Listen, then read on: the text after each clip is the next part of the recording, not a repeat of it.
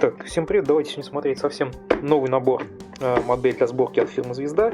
ЗИЛ-130 с самосвалом МЗ-555. Ну, ЗИЛ-130 это, собственно, сама машина, имеется в виду платформа, а самосвал МЗ это то, что, собственно, у нас относится, ну, к задней части, именно к кузову самосвала, вот этому отвалу, так называемому, и так далее. Что помимо этого, да, на коробке? Артикул это у нас 43004, и масштаб это, если что, 1.43, то есть вовсе не 35 и не 72 никакой 43 масштаб. Насколько я помню, до этого у «Звезды» была только ровно одна модель в 43 масштабе, и это, собственно, та самая буханка, которая изначально была выпущена в рекламном каком-то сотрудничестве с Почтой России в 43-м масштабе, потом ее, по-моему, выпустили в 35-м масштабе, и там получалось у «Звезды» по итогу несколько буханок в 43-м и сколько-то в 35-м, я уже точно не помню, и вот теперь ЗИЛ добавился, то есть внезапно почему-то в автомобильном, скажем так, коллекционном 43-м масштабе. Помимо этого, да, коробка в этот раз такая интересная, помимо этого есть интересная, вот под звездовской нашлепкой, интересная надпись, что модель разработана в сотрудничестве с VD Models, что довольно забавно. VD Models всем, в принципе, известный на российском рынке российский производитель сборных, ну, по крайней мере, частично его бизнес это именно сборные модели, именно в том самом 43-м, а также еще, по-моему, в 72-м масштабе, который делает огромное количество, ну, у него огромная линейка различной советской техники, так и реально выпускавшихся массово, так и всяких опытных машин, то есть там куча всего, там, я не знаю, от БелАЗов до танков Т-72 в 43-м масштабе и в 72-м, и чего там только нет, и вот, оказывается, «Звезда» в 43 тоже в этом же самом 43-м масштабе, где у нас АВД, собственно, царствует, можно сказать, безраздельно, тоже выпускает свой самосвал, только, ну, в отличие от АВД, у которых модели там сложно скомпонованы, обычно там частенько у них цельная металлические кабины у машин, там различные там АБС, пластик, там чего, смоляные детали, то есть, ну, единственное, что у ВД набор, я так понимаю, многие выпускаются довольно ограниченными тиражами, в отличие от «Звезды. Ну вот сотрудничество какое тут, казалось бы, да, для меня это сотрудничество до сих пор загадка, потому что я бы подумал, что прямая конкуренция вроде как бы, да, то есть «Звезда» залезает в нишу АВД, которая делала все эти ЗИЛки там в огромных количествах, там модельный ряд этих различных ЗИЛков там очень большой, но внезапно здесь какая-то коллаборация получается у «Звезды» с АВД. В чем коммерческий, так сказать, и вообще смысл этой коллаборации, не совсем понятно, что именно АВД, чем именно АВД помогла «Звезде», что предложила «Звезда» АВД, то есть зачем, то есть что, 3D-модели, что-то, какие-то компоновку, наработки, ну, может быть, но у «Звезды» в основном вроде как бы свое, и я как бы предварительно уже посмотрел, что это типичная звездовская модель, то есть никакой компоновки, похожей на компоновку или методы производства модели АВД, которая эти модели, я так понимаю, в готовом виде выпускает свои же, то есть как коллекционные, я ничего там не увидел, то есть обычная звездовская модель. Ну да и ладно. В общем, пока это для меня загадка. Возможно, где-то на каких-то внутренних ресурсах, кто следит, в каких-то обсуждениях там раскрывалось, в чем состоит сотрудничество, но мне оно не ясно. И помимо этого, да, вот это уже не штатная нашлепка желтого магазина, которая не реклама, потому что за рекламу не заплатили. Это просто предзаказ в желтом магазине с магазинами, собственно, магазинными допами. Мы эти допы глянем отдельно, потому что почему бы не глянуть, но в конце, если не забуду, отдельно самого набора. Значит, что у нас еще поинтересного? Да, самосвал. Машина, собственно, интересная историческая справка, которая по самосвалам говорит. Вообще, если очень кратенько сказать, это конкретно ЗИЛ-130, как вот различных модификаций, различных видов там, платформы колесной. То есть машина, которую начали выпускать в 1962 году Советский Союз на смену предыдущим поколениям ЗИЛовских. А ЗИЛ — это завод имени Лихачева автомобильный, в Москве располагается, всем, я думаю, до сих пор известный. Соответственно, пришел на смену предыдущим поколениям среднетоннажных грузовиков советских. И эта машина в различных своих исполнениях так получилось, что стала одним из самых массовых вообще советских автомашин за всю историю. То есть конкретно различных модификаций ЗИЛ-130 было произведено в общей сложности больше 3 миллионов штук. И производились, ну, какие-то из модификаций от 62-го, по-моему, аж считается, что до 2016 года производились. Ну, там, наверное, уже какие-то уже совсем последние трепыхания завода имени Лихачева. Ну, в общем, очень долго они производились. До сих пор, наверное, ну, в столицах, наверное, уже не встретишь такие ЗИЛки, а вот, может быть, где-то в регионах и в бывших советских республиках до сих пор, кстати, такие машины встречаются, ЗИЛ-130 и так далее. Ну и, собственно, в обратной стороне нам в качестве исторической справки пишут, что ЗИЛы-130 они были раньше разные, то есть как самый стандартный бортовой грузовик ЗИЛ, да, у него была платформа немножко пошире, так и различные машины на базе, то есть и вот, например, укороченная платформа была под самосвал. Соответственно, эти самосвалы, вот конкретно кузов самосвала, вот этот отвал, он производился не самим заводом Лихачева, а, судя по всему, мытищевским заводом, судя по индексу ММЗ, и называлась вот такая модификация, то есть ММЗ-555, 555 этот кузов, соответственно, и полное название ZIL-130 самосвал с ММЗ-555. В общем, эти самосвалы тоже были огромными тиражами, выпускались, и, в частности, где-то, наверное, до 90-х годов, наверное, их можно было активно увидеть на дорогах. Потом как-то вот сами зилки остались, а вот кузов, конкретно вот 555, он как-то, мне кажется, вытеснен был другими кузовами самосвальными. Этот как-то канул в лету. Но, тем не менее, силуэт машины очень узнаваемый.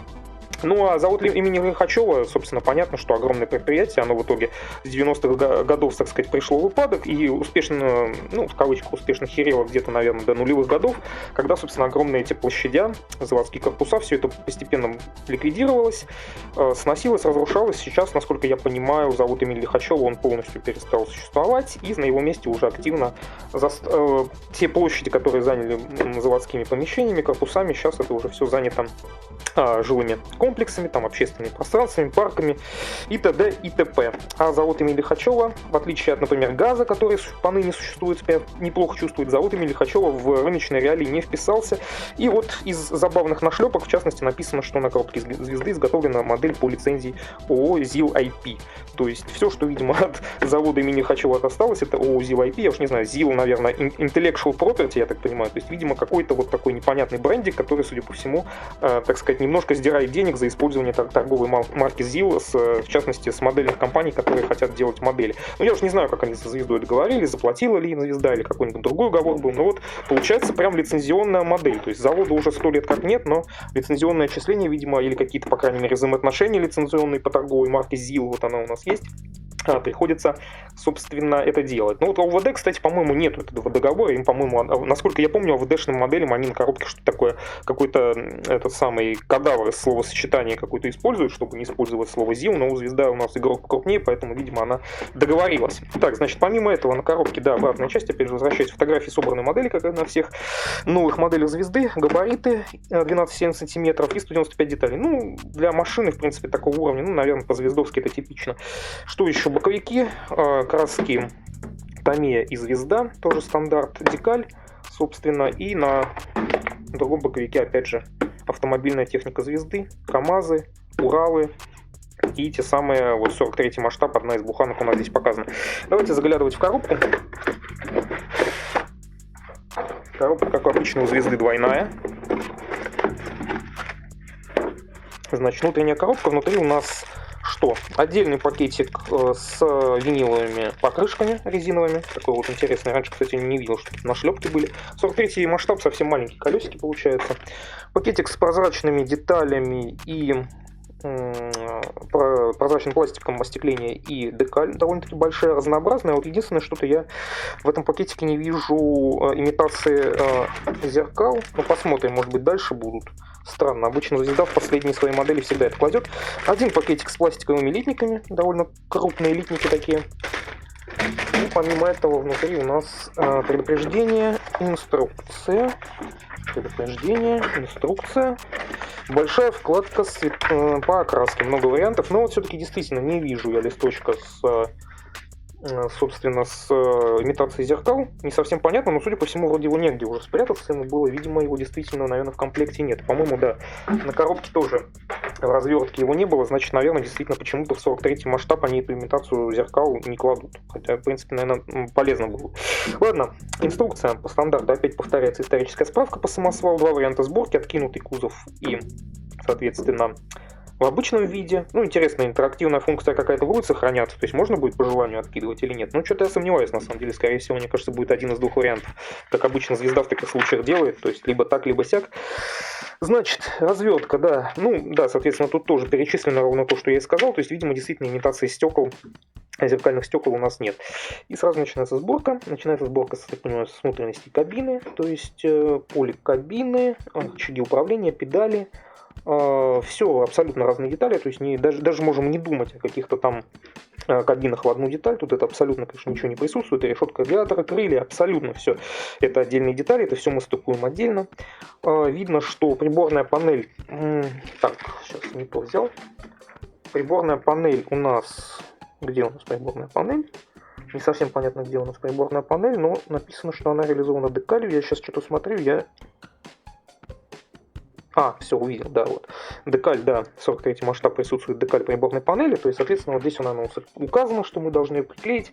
Ну, на самом деле, конечно, сначала окрасить, видимо, должны, а потом уже декали, то есть вот эти все внутренности кабины прокрашивать нам придется, конечно, до сборки, иначе никак мы до них потом не доберемся, и декаль, соответственно, приделать тоже будет бессмысленно, без покраски. Но вот эта сложность, конечно, сборки автомобильной техники, что надо всегда заморачиваться с внутренними видимыми частями кабин, там, салонов и т.д. и т.п.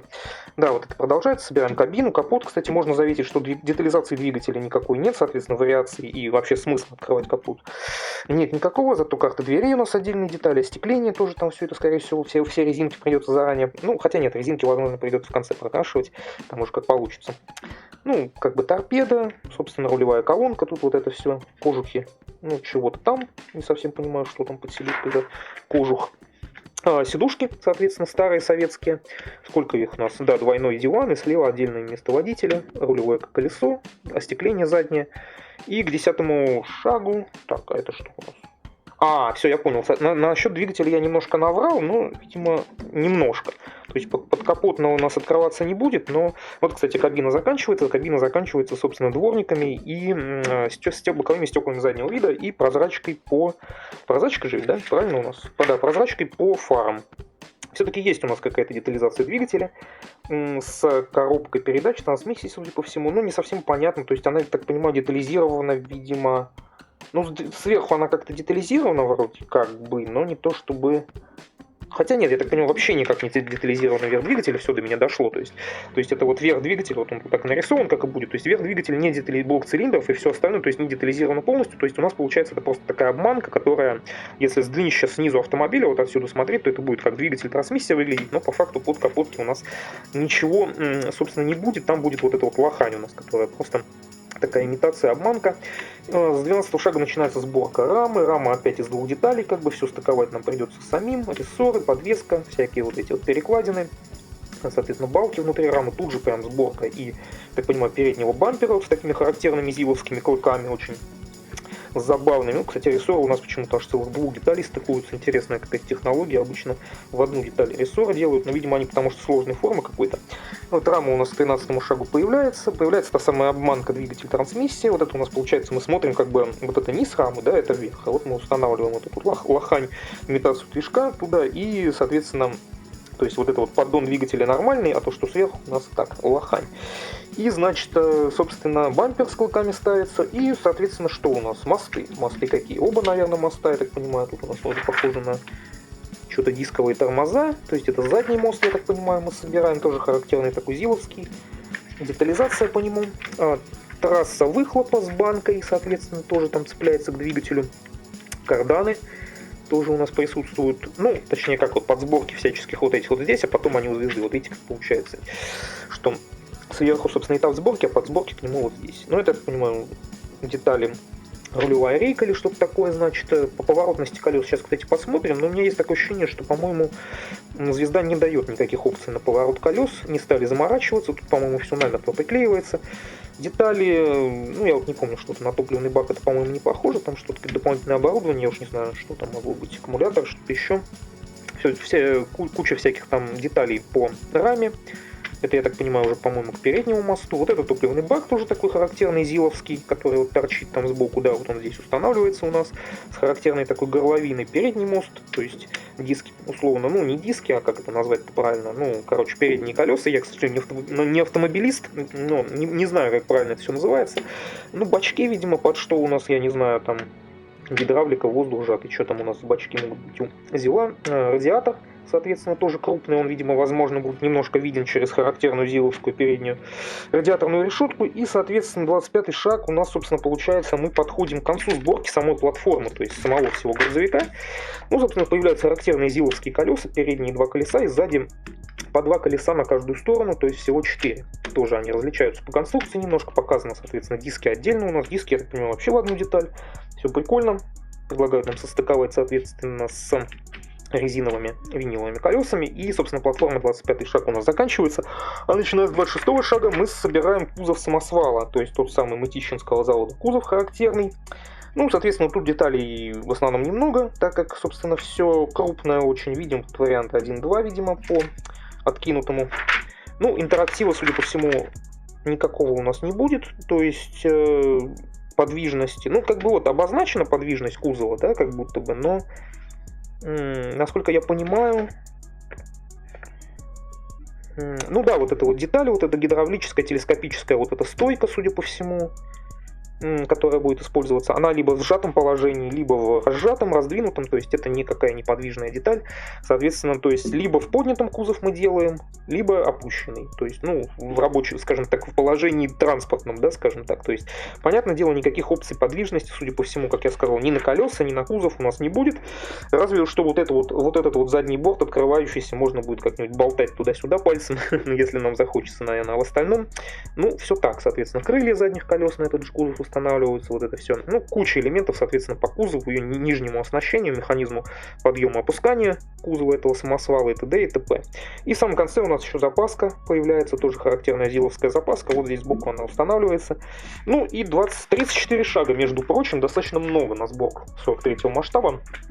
И помимо этого с бумагой у нас еще присутствует большая, прям реально пошла мода у звезды на большие странички с окраской, цветная, полноцветная, глянцевая. Соответственно, тут вариантов, я так понимаю, что 3, по-моему, аж целых 5 вариантов. 5 целых вариантов окраски различных цветов. Ну, конечно, иконный зиловский цвет кабины и вообще всего остального, это, конечно, синий. Вот даже, мне кажется, синий с зеленым, это самое зиловское сочетание. В основном почти все они как раз на него и даны. Вот единственное, только вот у нас такой рыжий цвет. И посмотрим, на что у нас дают. На самосвал, государственное испытание Москва 60-е годы. Ну, судя по всему, как раз тут зилок, который у нас, собственно, изображен на буксарте. Вот тут видно, что на бампере даже написано испытание, номер там, пробы и так далее. Судя по всему, перед 62-м годом, соответственно, проводились испытания. Номер такой вот характерный. Второй рыжий, это у нас Москва 60-е годы. Ну, тут практически без декалей. Ну, кстати, рыжий цвет, такой вот коричневый-рыжий, не знаю, это довольно редко, чтобы зилки можно было увидеть в таком цвете. Обычно они вот, 99% они всегда синие, либо там темно-зеленые какие-то можно было встретить.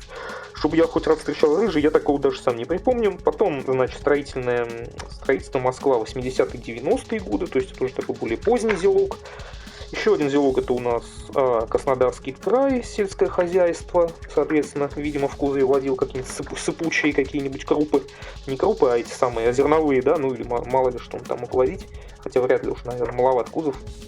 Тоже большим разбегом аж 60-х до 80-х годов на привязка Краснодарский край и Венгерская Народная Республика 70-е годы. Ну, тут Будапешт у нас всяческие надписи на латинице и так далее. Вообще машина, она помимо завода Лихачева производилась еще на нескольких заводах в бывшем СССР, но гораздо меньшими тиражами, чем на московском заводе. И помимо этого в коробке, ну давайте смотреть литники, наверное, да? Пакет с ними большой, сами литники большие, но их всего лишь у нас получается 2 штучки. Вообще очень характерна звездовская вот такая тема, то есть у них почти автотехника вся вот именно в таком виде идет, то есть большие такие прямоугольные рамки в небольшом количестве, то есть где на одну большую рамку запихивают всю мелочевку, потому что, видимо, звезда не отливает в целом крупные детали какими-то вот большими блоками, в основном всегда звездовские модели автотехники это стыковка кучи мелких деталей. В частности, первый литник, где, собственно, вся кабина в основном, вот крупные детали, вот та же самая решетка радиатора. Ее, по-моему, в каком-то году на зилках вроде бы поменяли на какую-то другую, так что, возможно, не на все года, конечно, эти зилы эта решетка подойдет. Крылья, двери, 43-й масштаб, крышка капота, детали бензобака, торпеда, приборные доски. Ну и всяческая мелочевка по подвеске, там карданы, и всяческие зеркала, вот детали, где почему-то звезда не дала нам на них, собственно, зеркальную бумагу. Ну, еще куча всяческой подножки, вот это вот рулевое колесо. То есть, ну, примерно то же, что и в 35-м масштабе, только мельче немножко бывает. В принципе, на самом деле не исключаю, что звезда рано или поздно выпустит эту модель, возможно, в каких-то других модификациях и в виде 35-го масштаба. В принципе, это, судя по опыту с буханкой, этого вполне стоит ожидать. И второй литник, где в основном у нас все остальное сосредоточилось. Тут у нас детали рамы, 2 детали, подвеска, рессоры, тракт, собственно, выхлоп и глушитель, бампера, наверное, передние и задние детали мостов, диски колесные, собственно, детали кузова самосвала, вот такие вот крупные, пожалуй, самая крупная, наверное, деталь во всем наборе. Это вот такая вот основная деталь кузова самосвала. Ну и всякие там дуги, элементы, собственно, этого подъемного механизма и т.д. и т.п. То есть, как бы, ну, литье тоже такое стандартное по звезде, свеженькое, совсем новый 23-й год. Как бы никаких огрехов не появилось, они не должны были на таких свежих пресс-формах появляться, поэтому как-то вот, ну, ничего особо нечего сказать, кроме того, что как бы в очередной раз у звезды мощное членение, то есть почти 200 деталей на 43-й масштаб, небольшую машинку 13 метров длины. И, значит, литник с прозрачкой, тоже вполне себе стандартно по-звездовски. И фары, и стекла, соответственно, боковые, лобовое, заднее стекло. То есть качество, в принципе, хорошее. Не мутные стекла, не царапанные, все совсем новье. И в том же пакетике они у нас показывают нам свою обширную достаточно декаль. На целых, сколько у нас там было, по-моему, 5 вариантов, да, различных, в том числе и на венгерский. Вот много различных номерных знаков, и значков знака качества, и, соответственно, и логотип ZIL у нас тоже лицензионный, и про испытания сказано, то есть всяческих старого формата, нового формата номерные знаки и т.д. и т.п. Много прям, разнообразие большое. И помимо этого, значит, что? Колеса. Виниловые колеса. В отдельном запаянном пакетике, я даже не знаю, имеет ли смысл их скрывать. Судя по виду, вроде бы есть какие-то надписи на колесах, но 43-й масштаб он настолько мелкий, что без увеличительных приборов сложно что-то разглядеть. Видно, что никакого шва, никакого хвоста у нас по протектору не идет, то есть тут, видимо, какая-то у них другая технология использования изготовления, то есть все детали литниковых каких-то моментов, они внутри колеса, и, соответственно, при обработке это все, по идее, на конечных колесах видно не будет. Вот так вот это выглядит. И помимо этого, да, раз у нас была нашлепка про Arma Models, посмотрим, что же у нас было изначально в коробке под опытом от Arma Models. То, что я изначально вытащил из коробки. Arma Models дает у нас баночку спиртового акрила от Jim Scale, да, новый производитель. Как раз у них не так давно вышла спиртовая серия красок. Нечто до тех пор много годов невиданная вещь, как спиртовые отечественные краски. Ну, подозреваю, что, конечно, они отечественные исключительно по торговой марке. Вот, к сожалению, не вижу, чтобы была надпись Made in, где, соответственно, сделаны эти краски. Единственное, что могу сказать, что баночки очень по формату похожи на Ганзу. Возможно, в тех где-то местах оно как бы на заказ и изготавливается. Ну, по крайней мере, хоть производитель как-то на упаковке от нас это и скрывает. Не знаю уж, как на других баночках, как краски написано ли где, но похоже, как будто бы все-таки какой-то Китай.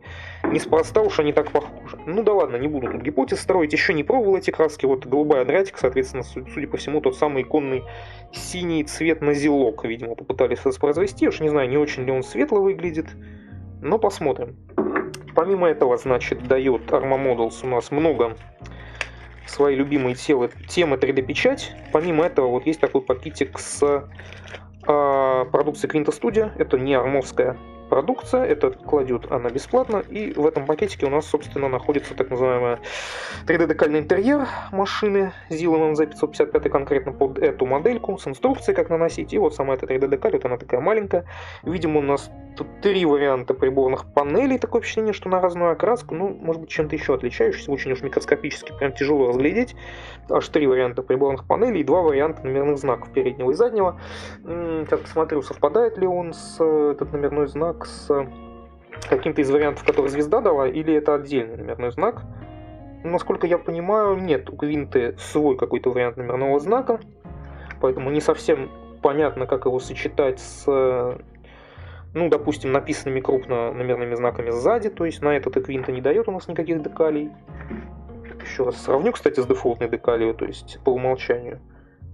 Ну да, 7309 это квинтовская отдельно нам дает номер. Соответственно, если захотим на заднем борту, скажем так, сзади кузова этот номер воспроизводить как-то, то у нас такого варианта нету, по крайней мере, из коробки.